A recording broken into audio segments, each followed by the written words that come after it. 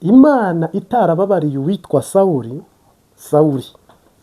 ntimubabarire, kandi Sawuli we na Ndayishimiye uyu nta naho bahurira. Buriya Sawuli we nta nubwo yigeze yicisha Abisiraheli inzara ukundi, ahubwo Eliya yavumye igihugu kugira ngo Sawuli yihane, birangira yanze kwihana. Eliya yavumye igihugu kubw'imana z'abanyamahanga zari zarahuriye muri iki gihugu, kandi nyinshi kandi mbi.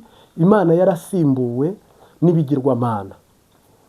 Imana iyo ifashe decision zo gukuraho perezida, imukuranaho n'umuryango we, imukuranaho n'imizi n'ibisakaro n'ibyishimikizo byose n'abamushyigikiye bose n'abari kumwe nabo bose.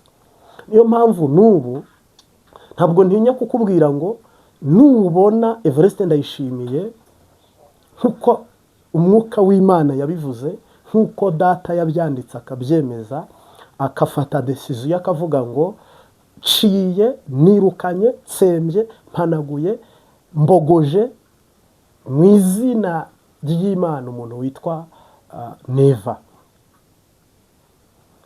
nawe umushyigikiye wanka wemera murajyana.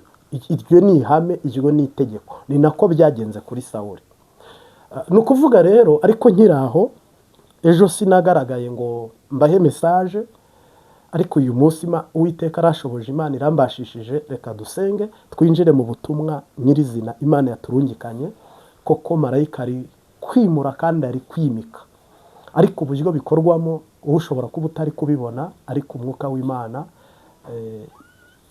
mpamya ko ibintu biri mu mwuka, ariko ibyo turi kuvuga ni biri buze mu mubiri nawe ukabasha kubibona.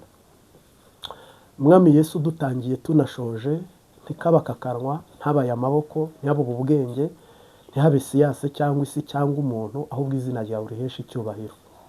Amatwi tubwira n'ayawe, kandi ubwo n'abawe, amaso yumva, amaso areba, ijambo ryawe rivugirwamo aha, ubutumwa buvugirwamo aha, bibi birokora n'ibikiza, kandi bibi biduha Kanani yo mu isi n'iyo mu ijuru. Turinde rero umugwanyizi, turinde Satani, turinde Toyana Sanibarati, uduhe umugisha wo gutangurana nawe no gusubikana nawe, mu izina ry'Umunyanazareti, amen.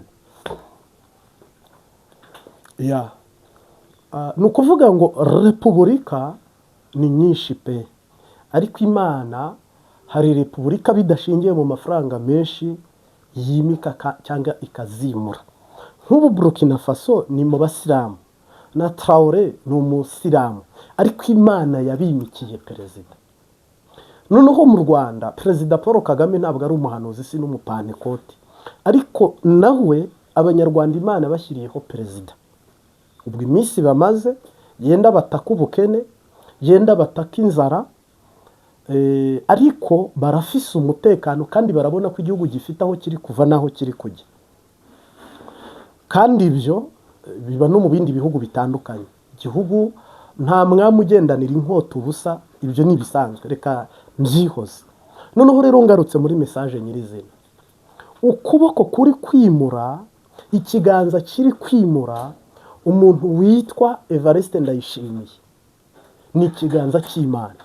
Amaboko ari kurwanya Ndayishimiye n'umugambwe we ni amaboko y'Imana. Mu mpande enye z'igihugu ibintu biri kuhabera byose ni ikiganza cy'Imana. Nta mahanga yakiza Burundi ahari, nta na siyasa yarokora Burundi ihari, nta n'igisoda cyo gukiza Burundi gihari. Abantu bakure y'amaso bazeyuke bihanagure, nta bihari. Sinzi ko banyumva. Umuvumo wafashe igihugu, rurya rurimi rwavumye. Mwe mutegereje Kristo mu byahishuwe avuze ngo ukinga ntibakingure, n'ukingura ntibakinge, ngo dore ndakinguye kandi ntawe uzongera gukinga. Ibyahishuwe ngira ngo ni ikigabane cya 3 uhereye ku murongo w'7. Niho havuga ngo marayika w'ukuri. No mu Burundi Imana yugaye mu buzima bwose, ikugara igakinga. Nagira ngo ntangaze ko buno tuvugana nanone irongeye irakinguye. Uko ni ukuri, irongeye irakinguye. niba uwiteka rero akinguye kuko ntawe uzakinga, ariko ibi yari yarugaye nanone nta muntu wari kubyugurura. Kandi nzi neza ko abantu benshi baragerageje bashakisha password. Namwe mwibaze kuyoborwa n'umukomedi, kuyoborwa n'umusazi, gutwagwa n'umuntu uheka ingurube ku rutugu, na jewe ubwanjye ntaheka, urora inkwavu, wihingira amavoka, uvuga ibintu bitari ku murongo. Mugabo akakuyobora umwaka umwe, 2, 3, 4, 5. Abajenerali ntibamubone, abakoroneri ntibamubone, abariyotona ntibamubone, abasoroda ntibamubone, abaminisitiri ntibabibone, amahanga ntabibone. Ibintu bikagenda bikiyugara kugeza ubwo Imana ariyo ishobora kubibona. Yamara kubibona ikaba ari yica urubanza nk'Imana. Ni ukuvuga ngo hari imbuto shitani yabibyemwo hariya, uhoraho agomba kurandura n'imizi yayo. Kuko umwanzi yacunze umubibyi abibye, noneho undi nawe abibamo iki? Urukungu mu masaka. Umwe yabibye amasaka ariko ararangara nyiri kuyabiba, undi nawe arazanagamo iki? Urukungu. Tayari nicyo cyabayeho. Rero uyu munsi wa none nimvuga ibi bintu untahure, iyi mbuto iri burandurwe yabibwe mu gihugu. Ejo mwabonye abantu bari guhuruza kizimyamwota, abantu bahamagara bati mudutabare mudutabare. Kandi koko ririya ni ishyano. Igihugu cy'u Burundi kigira amashyirahamwe y'abapfumu n'abarozi bemewe mu mategeko, bakagira amasoko abamo abapfumu n'abarozi bemewe rwose. Ni Bayali na Dagoni na Ashera na Shitaroti. Ntabwo rero wafata isezerano hano na Bayali hano, usanga yacitse umutwe. Aya masoko y'u Burundi igihugu cyose impamvu ashya agakongoka, ukabona nyine harimo kwibasirwa. Niriya Kiranka nta kindi kiri kubitera, ariko Kiranka akoresha abantu biwe aba bafitemo. Nimvuga ibi rero untahure, Imana ije gutera imbuto yitwa Dawidi kugira ngo uwizera wese abashe kumenya Imana. Ntabwo buno nubwo naza nkabwiriza mu Burundi nkajya nzura abantu, ntabwo mushobora kumenya Imana mudafite perezida muzima. Ibintu iyo byatubamiye mu isoko, icyo wakora cyose hajya hepfo aho uhuriye n'amazi ntiwayahumanura. Mugabo uhereye mu isoko ukayatunganya, n'abagezeho bose abageraho ari meza. Urumva rero hano hari kimwe nakita Satani yabibye anatera akoresheje CNDD-FDD mu myaka 20. Ntabwo ari imyaka mike cyane. Icyo kintu abanyepolitike kukirandura, n'ubundi bazakiranduza imigambwe, n'ibyariho ari imigambwe, nta gisubizo cyaba kirimo. Icyo kintu cyarahanuwe, abantu bakivuga mu ndirimbo, abandi bakivuga mu buhanuzi, abandi bakivuga mu bisakuzo, ariko sahizi tuvugana, uyu munota tuvugana, Imana igiye kukibashyirira mu bikorwa bizeye. Uwiteka aje kukibamurikira. Gusa hano hagiye kubanza nyine, urumva hagiye kubanza habeho ukuboko kw'Imana kwihora, gushavuye, kudasanzwe, gukubita, kugatongora, kukamena, kugasangangura. Rero iyi nkona bizageraho izabababaza, ndetse n'uko kuboko kw'Imana abantu kuzageraho bazababara. Ariko abiringiye Uwiteka bameze nk'umusozi wa Siyoni utabashika kunyeganyezwa. Ndagusabe rero tugiye guhabwa Kanani. Yakire nk'umukristo, itegure nk'umukristo. Ahantu hagiye gutangirira ikanguro, ahantu Yesu agiye guhagurukiriza ivugabutumwa riri buzenguruka isi, wibaza abavugabutumwa bagiye kuhavuka uko bameze, wibaze abanyamasengesho bagiye kuhavuka uko bameze, wibaze abaprofeseri mu by'impwemu bagiye kuhavuka uko bameze. Aho hari ingengo y'imari nini Yesu yateguye igomba kwinjira mu bisata byose icyamukazaba urimo. Hari ingengo y'imari idasanzwe Yesu yateganyije igomba kwinjira muri iki gihugu, ku buryo nyene ariko Yesu ni umugabo mpamya ko ntabwo bigombera imyaka, ntabwo bigombera amezi, ahubwo ibintu bigiye kuba nagakura, ni amateka kandi njye ndi kuvuga ibyiza, ibi bitwara bivuze. Rero uru rupfu rwaravuzwe rurahanurwa, abantu bararwumva, inkoni y'Imana iravugwa, kandi koko inkoni y'Imana igiye kuvuga, kandi nta muhana n'umwe, nta gatumba na kamwe, nta musozi n'umwe utagomba kumenya ko umwami Yesu yageze mu gihugu. Oyaye. Kandi iyi ni imburi ya nyuma, kuno gusemerera kwa nyuma. Ubundi mpamya ko ni bya bindi Yesu yavuze ngo ahari iri joro, ahari uyu munsi n'undi yakiyandikisha agakizwa cyangwa akihana, ibintu bikaba sawa. Rero marayika uje kwimika aje kwimura abantu, aje kwimura ni nko kubaranduza, ni abadede, ni abasendi dede FDD babibye imbuto yitwa ubukene, kwica, kunyuruza. Erega Imana ntirondera amaboko yakoze ibyiza mu Burundi. Uhoraho ntarondera amaboko ari ku rutonde mu Burundi, ararondera Satani uri kubiba ikibi n'abakoresha n'abo bakorana. Nuko gahunda ipanze. Noneho rero nanjye mpagaze kuri aka gatumba ndiho ndi gusemereraho kirijwi k'iyi TV Mbabazi TV gatatu, nanagushimira we wakanze subscribe cyangwa se saboni uko notification Google yiguhaye ujye ubasha guhita ukurikira ubutumwa busohotse.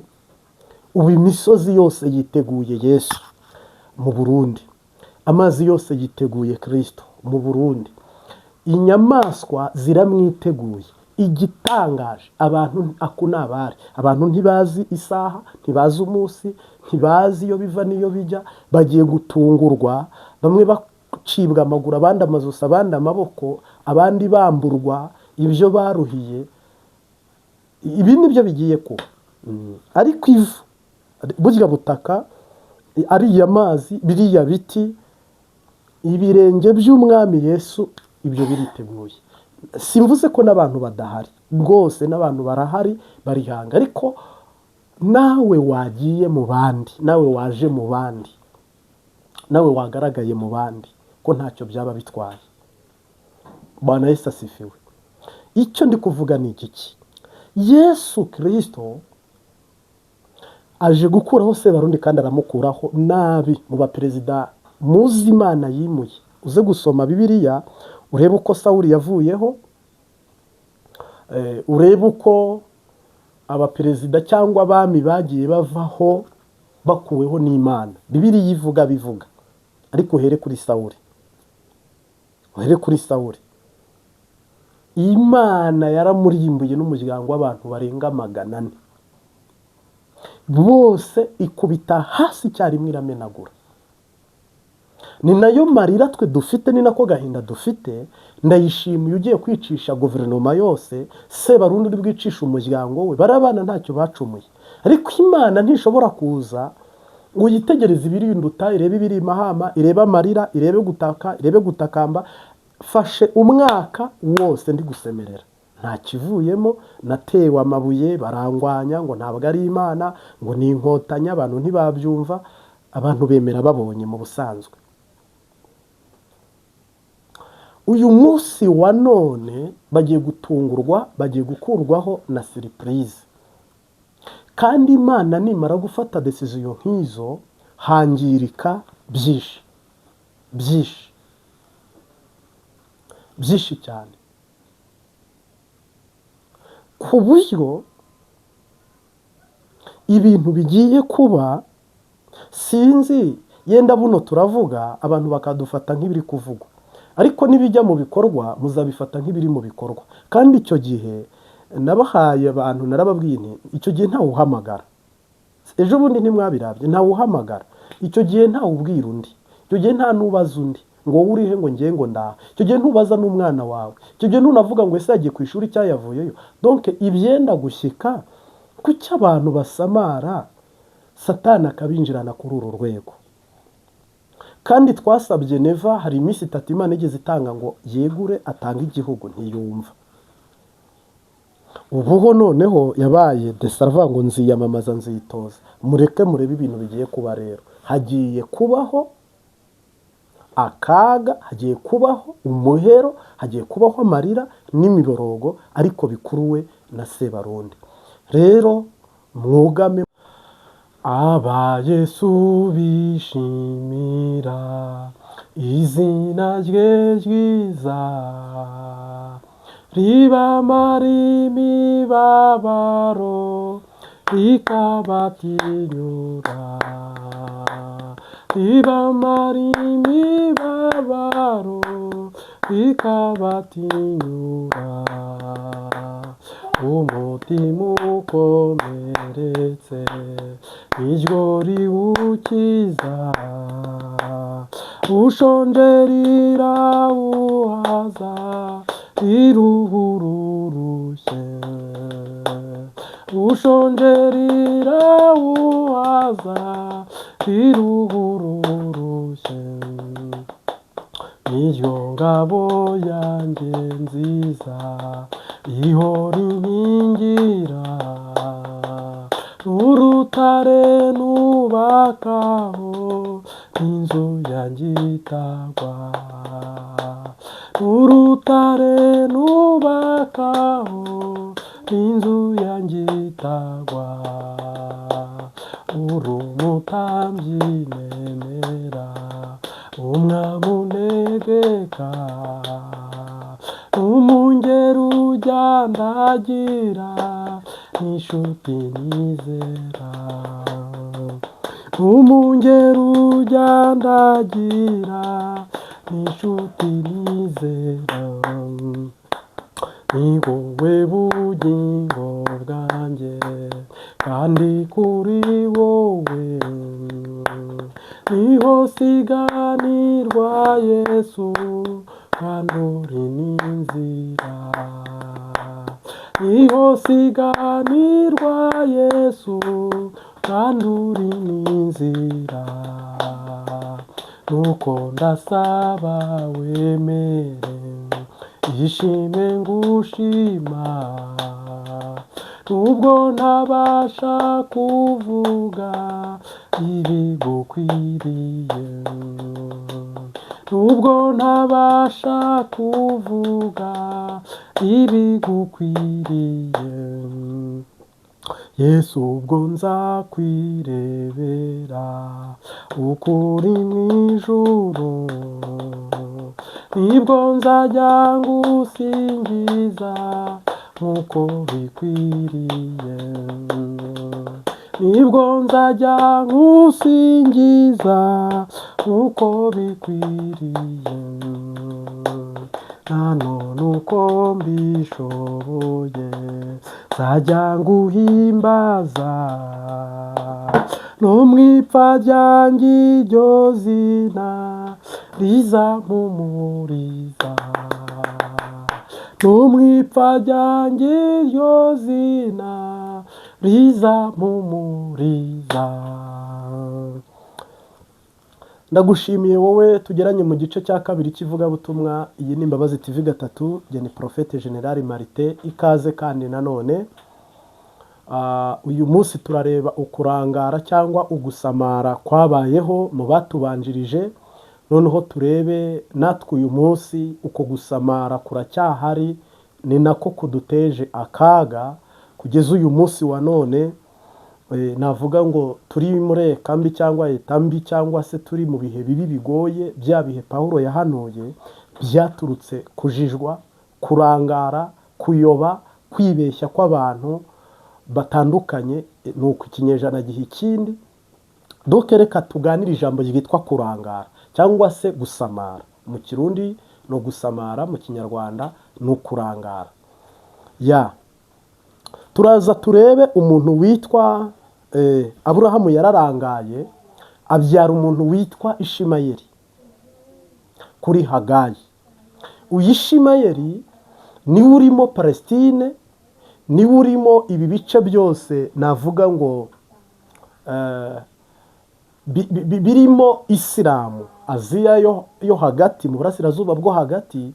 Ibihugu byinshi bya Isilamu byakomotse ku muntu witwa Aburahamu, ariko nk'umwana w'ishyushyu mu kirundi, mu kinyarwanda yitwa ikinyendaro, ariko bu n'isi yazanye iterambere, ni umwana nk'abandi. Noneho ariko hari uwo nakita ikinyendaro, akaba abyawe n'ihanga ryo mu baheburayo n'abaheburayo kazi. Noneho hakaba n'ikinyendaro cyangwa ishyushyu ibyawe n'abanyamahanga. Aba bantu baratandukanye. Nubona umufilisiti yabyaye ikinyendaro n'umuheburayo akabyara ikinyendaro, hamwe hari tolerance, ahandi ni zero tolerance. Hamwe ushobora kwihana ariko ahandi ntibihana, nta nicyo bivuze. Uku kurangara kwa Aburahamu kwarazamutse kurazamuka gufata umuhungu we Yakobo, nawe ararangara, azana abagore benshi, anababyaraho abana. Dawidi ayobora igihugu cy'Imana nk'intwari y'indashyikirwa mu Bayahudi, na n'ubu bazirikana, ariko ararangara ku bwa mugore wa Uriya, yica Uriya, cyura muka Uriya, babyara umwana wa mbere arapfa, uwundi abaho. Bivuze ko ibyo ndi kukwereka ni ukurangara. Kurangara kwatangiriye muri Jardin d'Eden, muri Edeni.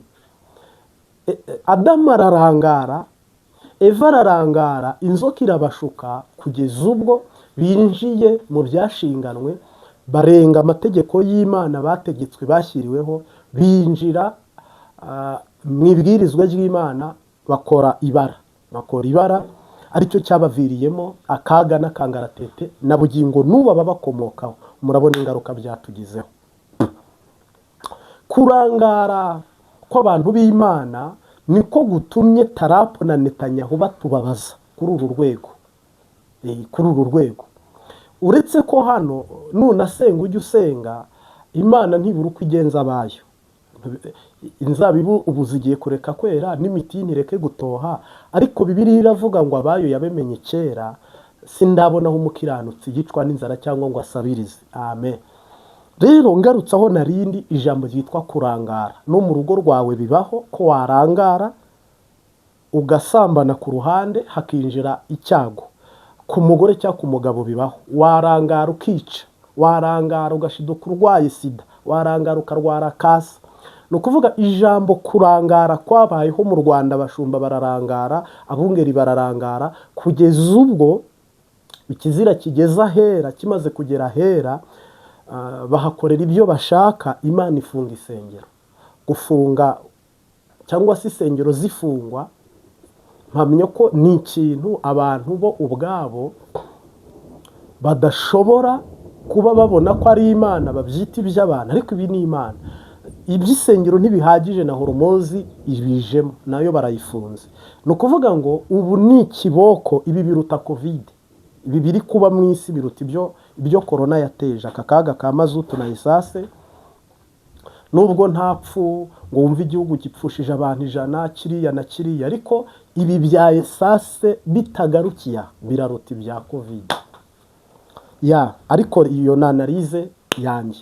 Kurangara rero, abantu kukibarangara. Umuntu iyo yagize intege nke ararangara. Iyo umuntu afite intege nke ararangara. Iyo umuntu yibeshye ararangara. Iyo umuntu atumva ararangara. Guto Satani yinjirana umuntu mu itiro, guto umujura yinjirana umuntu mu bitotsi, ni ukubera icyo umuntu indwara imwinjirana, indwara ishingiye ku badayimoni, inyatsika kwinjirana, abana ukababyara, uburumbo bukinjira mu rugo rwawe, umuntu akabona iduka yasenze, abadayimoni b'inyatsi bakinjira muri iryo duka, umuntu akabyara abana cyangwa ukazana umugore, dayimoni ikinjiriraho. Donc hari uburyo gusamara cyangwa kurangara uze kwiverifiye, uvuge ngo narangaye, nihe ndangara, kurangara kwanjye kuri, gusamara kwanjye kugaragara hehe. Nusanga ntaho ubyirinda ube hange, nusanga bihari wihane, ukureho ikintu cyitwa gusamara cyangwa kurangara. Umwami Yesu ahabwe icyubahiro. Uku kurangara ntabwo byagaragaye hano gusa, ahubwo Bibiliya ivuze gusamara cyangwa kurangara, turabona bajya ku rugamba, umwe ararangara kuza inkoni mu buki, baratsindwa ku gihe cya Sawuli. Tubona kurangara kwa Gihazi, wari uri kumwe na Elisa nk'umuntu w'intwari, aza kurangara yakira ibibembe n'ibyaha bya Hamani, ndetse iyo nzira ihita ihagarara, ubwo ntiyongera kugaragara ukundi, ihita ifunga. ariko buriya Elisa yari gusigira Gihazi nawe akazaraga undi, bityo kugeza yenda nawe wari gushyikirwa, ariko iyo nzira y'isi ifungirwaho. Kurangara kw'abakozi b'Imana mu gakiza, amaso yawe iyo yarangaye ukaba utakibona inzozi, ukaba utacyumva ijwi, ukumva Mwuka Wera ntakiba muri wowe, ukumva imbaraga z'Imana uri goyigoyi. Goliyati ku gihe cy'Abisiraheli barwanye nabi kubwo kurangara, ariko Samusoni Delila ajya kumunobora amaso, habayeho uburangare yibagirwa ibanga. Bisaba ko umuntu rero nerekeza ku musozo aba maso mu by'impwemu, akaba maso no mu by'umubiri. Nta muntu ushobora kuza, ikintu ntigishobora kuza wakibonye ngo gipfe kukwica uko kikwica utakibonye. Niba Imana iguhaye amakuru ikakubwira ngo hagiye kuzaba ibi, uritegura. Ofete nk'ubu iyo tugira abashumba batwigisha ko hazabaho Covid, tuba twariteguye tugahangana nayo. Iyo nk'ubu tugira abantu batubwira ko horomozi izafungwa, noneho ababihanuye n'ababyeretswe ko hazabaho ibihe birushya by'inzara, abashumba bakabyigisha 100%. Twebwe tuba twariteguye mu buryo bw'umubiri, tukanitegura mu buryo bw'umwuka. Iyo nzara igasanga twarahunitse nka kurya Yosefu byagenze mu Misiri, no mu mwuka ubwo buhenebere buteye ubwoba bukaza twarahunitse ibizadutunga mu mwuka no mu mubiri. Ariko sahizi dutunguwe surprise, abantu mu mwuka ari faible, abantu mu mubiri ari faible, kuko ubutunzi bwishi buri mu bantu bakeya. Usanga igihugu nk'Uburusiya gifite nk'abagwizatunga batagera ku 1000, bafite ubutunzi bufatika bugaragara. Nk'Uburundi, nk'u Rwanda, ugasanga nanone abafite ubutunzi mu biganza ntabwo bagera kuri 100, ni 200, ni 100. Abasigaye bandi n'abagaragu babo, ni dukeya nyine. Urumva n'imiryango mpuzamahanga y'ipima ikibazo, usanga nyine ubutunzi buri mu bantu bake, ari nabo batwaye isi. Twebwe rero nta mwiteguro twabonye cyangwa ngo tugire twitegure intwaro zo guhangana n'ubukene, intwaro zo guhangana n'ibi bihe bya nyuma mu by'umwuka. Abantu batubwiye ko tuzajya mu ijuru, abandi batubwira ko turi abakristo, abandi batubwira ko Imana itwemera idukunda, abandi batubwira ko Yesu atica, Imana itababaza. Ibintu nk'ibyo tugenda amanywa na nijoro urugendo rwacu. None rero turatunguwe. Uyu munsi ninabyigisha, mbyigishije hotari prirotari, cyangwa se nyuma y'igi. Ibi byari bikwiye kuba byarizwe ava ko Irani yiteguye Amerika, yo yari ibizi kwizategwa na Amerika iritegura kwizatera Irani, ariko ibibazo bizavamo ntabwo twigeze twitegura guhangana nabyo ku rwego rufatika. Iyo tubyitegura, Korea y'Epfo iba yariteguye ibitori gahunika, Japani nuko, Ubudage, Ububirigi nuko, Afurika natwe twari no kwiyeranja, abene gihugu bakaduha n'uburenganzira. Hari ingunguru, umuntu akajya acukura ingunguru akazitaba agashyiramo ibitoro, ku buryo nyine twitegura icyo kintu. Cyangwa tukiga no gukoresha amaguru n'ingendo z'ibidakosoma n'imiriro, tukatumiza n'ibinyabiziga byinshi bikoreshwa n'amashanyarazi. Ariko ubu nta mwiteguro wabayeho. Ibyo si byo nashakaga kwigisha, ahubwo gusamara ko mu mwuka kwakuruye akaga ku gihe cya Aburahamu. Gusamara, kutumvira Imana, bikurura akaga ku gihe cya Adamu na Eva. Gusamara, kurangara, bikurura akaga mu batubanjirije mu by'umwuka no mu by'umubiri. N'ubu niko bikiri, n'ubu niko bipanze. Cunga rero, uhagarare mu murongo wo kuba maso. Ijambo ba maso mbisubiyemo inshuro ndwi, ba maso. Gira amatwi yumva, ugira amaso abona, ugira akanwa kavuga, umutima wobe hange, kubera ko umwanzi yamanukiye kwica no kurimbura. Nkwifurije rero ibihe byiza no kunesha no gutsinda kubw'umwami wacu Yesu Kristo. Mwami Yesu, turagushimiye, uri data mwiza, usumba byose, ushobora byose. uha umugisha inyama n'amagufa n'imitsi n'imisokoro bitugize, uduhe kuba maso, uturinde kurangara, kandi uduhe kudatsindwa n'uburiganya bw'umwanzi sekibi ari we shetani. Uduhe rero itsinzi yo kuzabona ubugingo, Kanani yo mu ijuru no mu isi, uturage hamwe n'abera bose mu izina rya Data n'Umwana n'Umwuka Wera. Amen. Imbabazi TV gatatu turabashimiye. Imana iguhe umugisha.